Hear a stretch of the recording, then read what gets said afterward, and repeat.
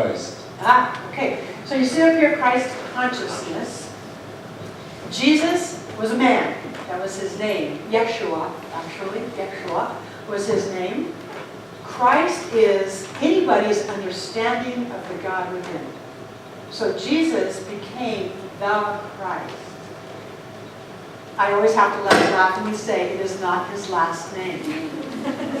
How many of you have ever cussed saying, Jesus H. Christ? That is, H is not, his middle name, his last name is Christ. So Christ is an understanding of the God within, from the word Christos. So you are Ingmar the Christ, to the extent that you understand the God within you. So Jesus became the Christ. He became an enlightened being who understood his connection. Christos comes from enlightenment. There's too much etymology going on in there, but it came from that. So he was an enlightened being who got it. He became the Christ. He became enlightened. Buddha became enlightened. In his language, he says enlightened. So Christ consciousness is your understanding of the God within. And to the degree that you get that, you become the Christ. Who's Emmanuel? That's just another name for him. All kinds of names for God and Jesus. And Messiah. Stuff that was made up. So check this out. If you have a Bible and if you're interested in the Bible and what it says, if you go to Matthew and you read chapters 5 through 7, you will find pretty much all of Jesus' teachings in a nutshell in 2 chapters. All the rest of the stuff, made up. In my opinion. No, actually not in my opinion, in many scholars' opinion actually. But you can boil down, what did he actually teach? Go to Matthew chapters 5 through 7 and read those chapters. And you will find the most beautiful teachings and you will see how they parallel Ernest Thomas. It depends on the Bible that you use. Because King James Version of the Bible is very different from what is called the so-called Pat Robinson's ministry.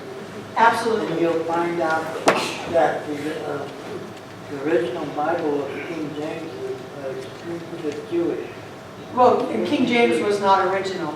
So there was at least 9 translations before King James, at least. But it's different from what Yes. Pat Robinson. Yes, you're correct. It is different. And for everybody else, before we even got to the King James Bible, there was at least 9 translations. And people took things out and added things in. And keep in mind that people did not write things down back then. Things were told via stories. By the time they started to get written down, it was after the fact. You're only getting part of the answer. So Richard had a question that is in way of demonstration. So go ahead and ask them. Or set it up. Right. I have been blessed by going to a practitioner many Sundays.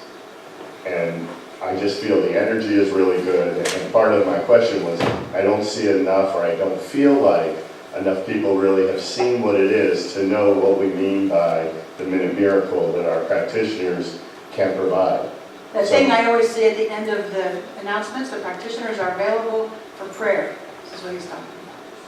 And I said that I would be willing and I would love to get prayer from the Rev in the minute miracle. So we decided I'm going to ask for prayer. We're going to share it on mics so you can see how cool it is, how it's wonderful, and then you can make your own decision on Monday, Tuesday, Wednesday, Thursday, Friday, Saturday, how it works.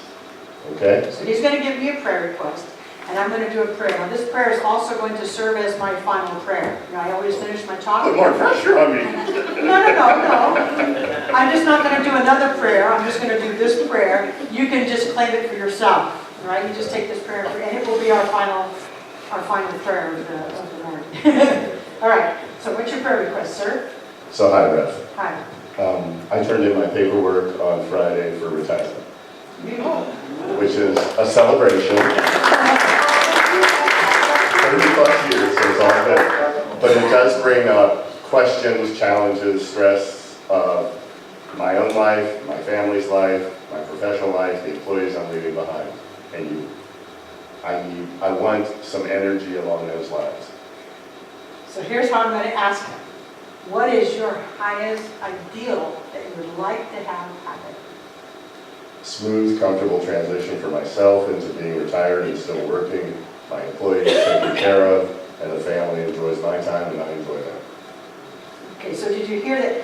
What he said at first was the fears, but asking him what the highest ideal is, now that's what people pray for.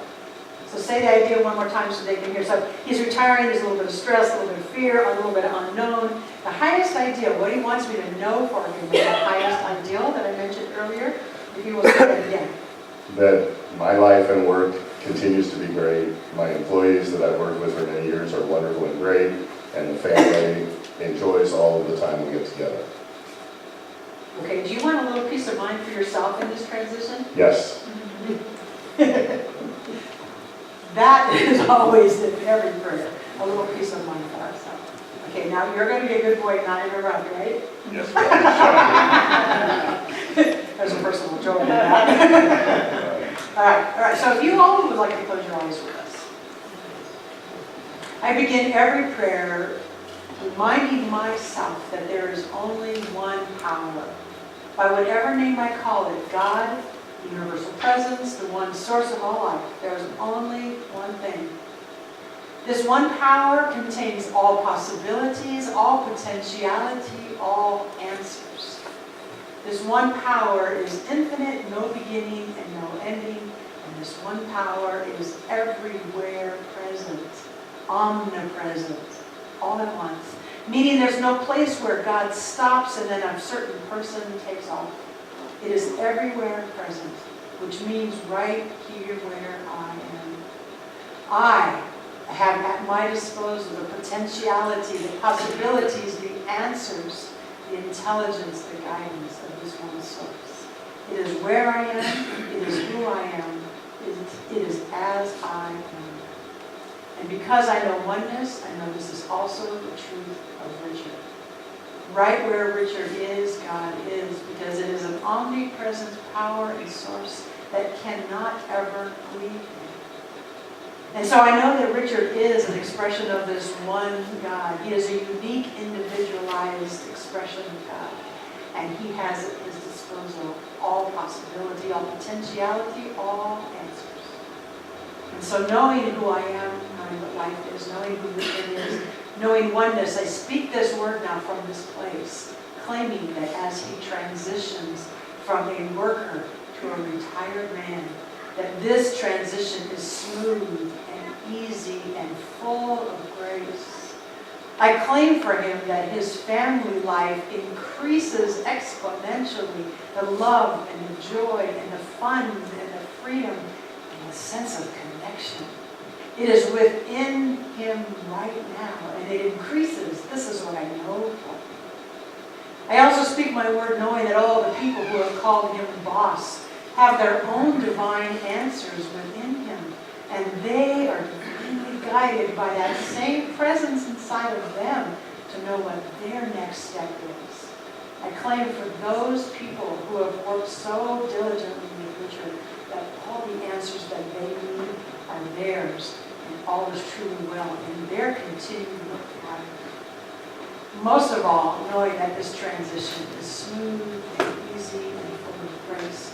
And dear Richard has inside of him right now a peace of mind that passes all understanding. With all this that I know for him, I am grateful. I'm grateful to know it for him, to claim it for him, to speak it for him, to know that these are his truths. With gratitude, I release this prayer into the principle called law, who knows what to do, right where he is. So I, Sean, I let go, I let God, and so it is.